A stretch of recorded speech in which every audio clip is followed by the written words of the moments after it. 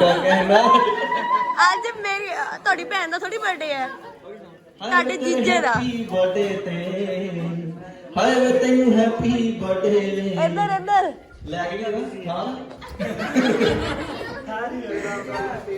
ਸੈਮਲ ਕੌਣ ਸੋਹਣੀਏ ਜੇ ਤੇਰੇ ਨਾਲ ਦਗਾ ਮੈਂ ਕਮਾਵਾਂ ਤੇ ਰੱਬ ਕਰੇ ਮੈਂ ਮਰ ਜਾਵਾਂ ਹਾਏ ਤੇ ਅੱਲਾ ਕਰੇ ਮੈਂ ਮਰ ਜਾਵਾਂ ਆ 20 ਸਕਿੰਟ ਹੋ ਗਏ ਚਲੋ ਹੋ ਸੋਚਿਆ ਨਹੀਂ ਸੀ ਕਦੇ ਇਹ ਵੀ ਦਿਨ ਆਉਣਗੇ ਹੋ ਸੈਮ ਨਾਲ ਖੜ ਫੈਨ ਫੋਟੋਆਂ ਕਰਾਉਣਗੇ ਨਾਲ ਖੜ ਫੈਨ ਫੋਟੋਆਂ ਕਰਾਉਣਗੇ ਇਹ ਲਿਖੀਆਂ ਸਭ ਨਸੀਬ ਦੀਆਂ ਉੱਥੇ ਸੁਣੀਆਂ ਗਈਆਂ ਗਰੀਬ ਦੀਆਂ ਹੋ ਮਾਏ ਦੀ ਦੇ ਟੇਕੇ ਮੱਥੇ ਇੰਜ ਕੰਮ ਆਉਣਗੇ ਸੋਚਿਆ ਨਹੀਂ ਸੀ ਕਦੇ ਇਹ ਵੀ ਦਿਨ ਆਉਣਗੇ ਸੈਮ ਨਾਲ ਖੜ ਫੈਨ ਫੋਟੋਆਂ ਕਰਾਉ ਰੀਤ ਨਾਲ ਮੇਰਾ ਨਹੀਂ ਬੋਲ ਰਿਹਾ ਮੈਂ ਕਿਹਾ ਨਹੀਂ ਸੀ ਓ ਨੀ ਤੂੰ ਕਿਉਂ ਘਬਰਾਉਂਦੀ ਅੜੀਏ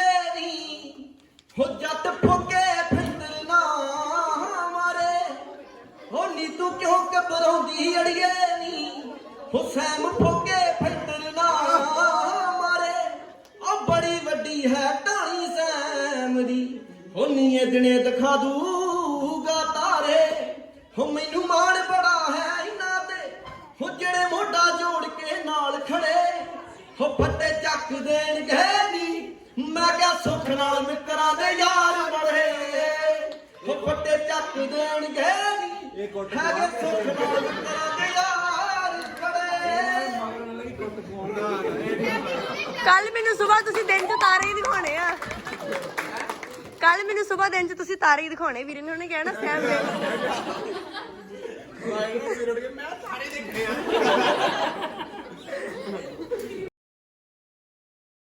ਮੈਂ ਕੀ ਕੱਟਣ ਲੱਗਾ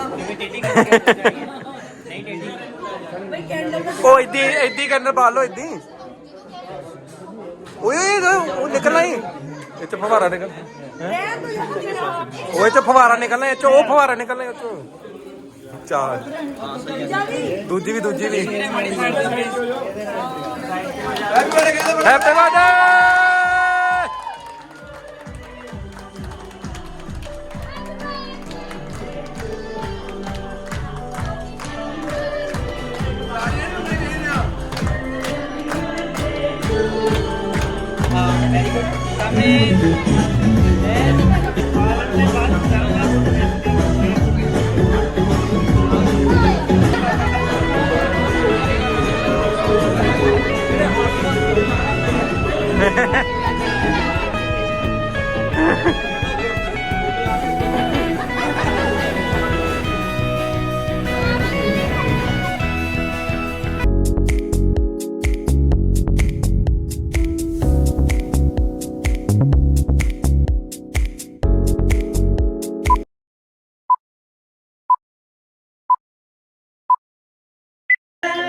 ਸਾਰੇ ਇੱਧਰ ਦੇਖੋ ਮੇਰੇ ਵੱਲ ਮੈਂ ਦਿਖ ਰਹੀ ਸਾਰਿਆਂ ਨੂੰ ਬੋਲੋ ਸਾਰਿਆਂ ਨੇ ਓਕੇ ਮੈਂ ਸਾਰੀ ਫੈਮਿਲੀ ਲਈ ਕੁਛ ਨਾ ਕੁਛ ਲਿਖਿਆ ਹੈ ਜੋ ਮੈਨੂੰ ਅੱਜ ਤੱਕ ਪਤਾ ਲੱਗਿਆ ਸੈਮੀ ਬਾਰੇ ਸਾਰੀ ਫੈਮਿਲੀ ਬਾਰੇ ਠੀਕ ਹੈ ਜੇ ਕੁਝ ਗਲਤ ਬੋਲਿਆ ਗਿਆ ਪਹਿਲਾਂ ਹੀ ਸੌਰੀ ਠੀਕ ਹੈ ਤੇ ਸਾਰੀ ਗੱਲਾਂ ਨੂੰ ਮਜ਼ਾਕ 'ਚ ਲੈਣਾ ਕੁਝ ਸੀਰੀਅਸ ਨਹੀਂ ਲੈਣਾ ਠੀਕ ਹੈ first of all papa the life start ਹੋ ਜਾਏ ਪਹਿਲਾਂ ਸਾਰਿਆਂ ਨੂੰ ਬਿਠਾ ਦੇ ਸਾਰਿਆਂ ਨੇ ਬਹਿ ਜਾਓ ਪਾਪਾ ਵੀ ਮੈਂ ਦੇਖੋ ਕਿਵੇਂ ਨਹੀਂ ਬਹਿ ਕੇ ਸਾਰਿਆਂ ਨੂੰ ਬਿਠਾ ਬੈਠੋ ਗੱਲ ਸੁਣ ਪਤਾ ਹੀ ਕਰਨਾ ਬਿਠਾ ਦੇ ਹਾਂ ਤੂੰ ਵੀ ਨਾ ਵਿਚਾਲੋ ਨਾ ਲੈ ਭਾਵੇਂ ਸਾਈਡ ਐਂਗਲ ਤੋਂ ਲੈ ਲਾ ਕਿਤੋਂ ਵੀ ਵੀਡੀਓ ਨਾ ਮੈਂ ਦੱਸ ਦਿੰਦਾ ਤੈਨੂੰ ਕਿਵੇਂ First of all, happy birthday, Sammy. Thank you so much for coming into my life and thanks to whole Narula family for supporting us. कुछ अल्फाज हैं जो मैंने सभी के दिलों से इकट्ठे किए हैं, सुनना चाहोगे आप? सैमी मेरी जान की एक दादी जान है जो उन्हें बहुत प्यार करती है. भगवान को हर पल याद रखने के लिए हमें तैयार करते हैं. जब छोटे थे तो साथ सुलाया, ना कभी किसी और को रुलाने दिया ना खुद रुलाया. अगर इधर उधर हो जाते थे दादी माँ तो सैम पूछते थे सभी से कहाँ है बड़े मम्मा. लगाव इतना है कि दादी पोता हमेशा एक साथ खेलते थे. अगर कभी काम से जाना पड़ता तो छोटू से सैम दादी की फोटो से ही खेलते थे। उसके बाद आते हैं फैमिली के किंग हमारे दादू, जिन्होंने सैम को सिखाया जीना और कहा फैलाना हमेशा सभी की जिंदगी में प्यार का जादू, जिन्होंने सारी दुनिया से मिलाया और हमेशा डांट से बचाया। फिर बारी आती है माँ की। माँ को जितनी टेंशन रहती है सैम की, उतनी तो सैम ने भी परवाह नहीं की सारे जहान की। माँ ने सैम को हर पिटाई से बचाया, बदले में खुद पापा से इतनी बार डांट खाया, क्योंकि माँ ही होती है जिसने अपने पेट में रखा होता है। दुनिया की सबसे बड़ी खुशी और सबसे बड़े दर्द को सहा होता है। मेरी स्पीच थोड़ी लंबी है, प्लीज बोर ना हो जियो। इसके बाद आते हैं हमारे प्यारे पापा, जिन्होंने कभी जताया नहीं, दिखाया नहीं, किसी को बताया नहीं कि कितना प्यार करते हैं सैम से, लेकिन पापा आपकी आंखों में दिख जाता है जो आप कहते नहीं। सामने से कभी जताया प्यार नहीं तो गालियां ही सही। अब है प्यारी न्यारी की बारी, जिनका नाम है पूजा चाची। चाची भी माँ ही होती है, कभी माँ नहीं तो चाची ही छोटे होते हमारी लड़की होती है। और ये तो वो पूजा माँ है, अगर चोट भी लग जाती थी तो नंगे पाँव ही डॉक्टर पे भाग जाती थी। कार्ड खेलते अगर सैम रात को 2 बजे नींबू पानी बनाते थे तो झट से बिस्तर और काम छोड़कर माँ बनाते थे। नेक्स्ट है हमारे फैशनेबल डैशिंग राज चाचू, जिन्होंने सैम को चाचू की तरह नहीं बल्कि एक पापा की तरह प्यार किया। जब भी बाहर कभी सैम की लड़ाई हो जाती थी तो हमेशा सैम का साथ दिया। कभी राज पापा ने बेटा तो कभी दोस्त बनकर सैम का साथ दिया। फिर आती है बारी नन्ही सी मेघा चाची, जो है बड़ी प्यारी। मेघा चाची मेरा सैम के ही नहीं सभी के मुंह में आता है पानी जब ये करती है सेवियों की तैयारी। एक ये ही तो है जिन्हें सैम मेदा मेदा कह के बुलाते हैं, इनके साथ ही अपना हंसी मजाक जताते हैं।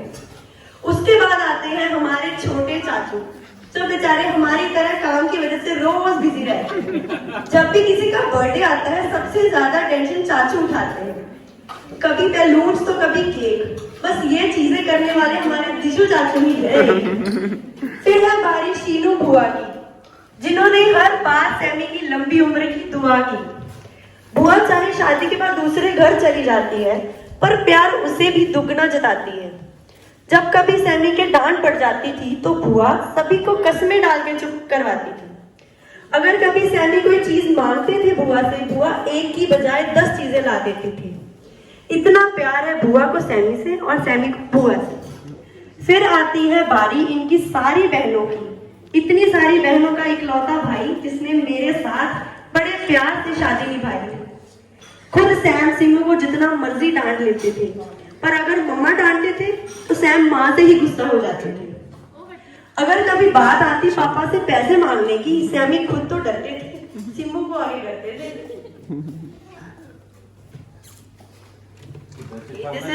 This is my last page.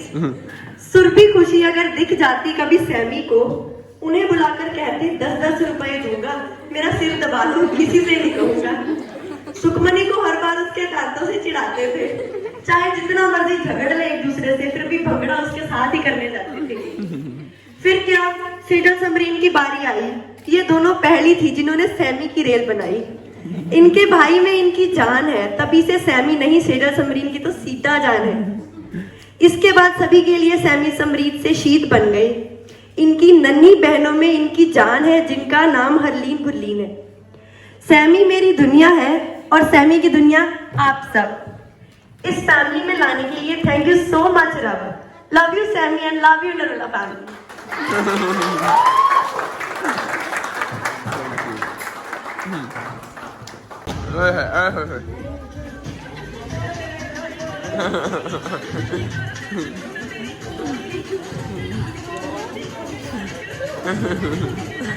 रोना नहीं, रोना नहीं।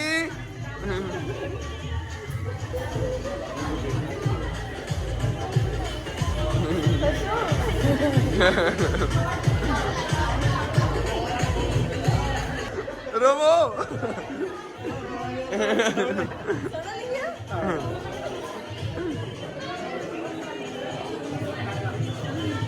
इनकलाब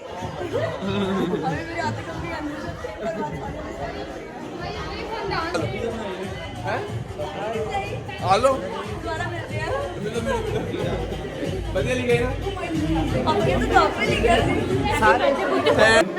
की चोरी करके किधर चल रहे हो किधर किधर ओ देखो केक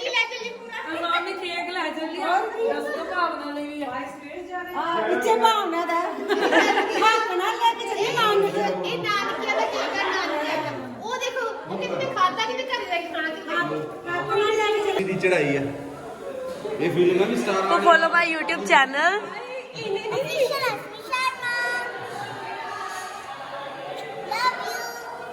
चोरी किया समान हाले तक ਲਈ खड़े आ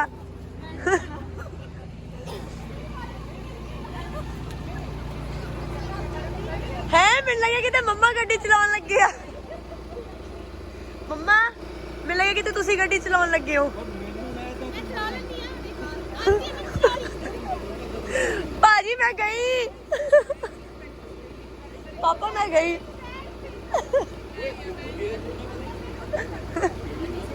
बच्चों साइड दे ओ दिल मम्मा बैठे पापा कहते बच्चों साइड दे हो बाय बाय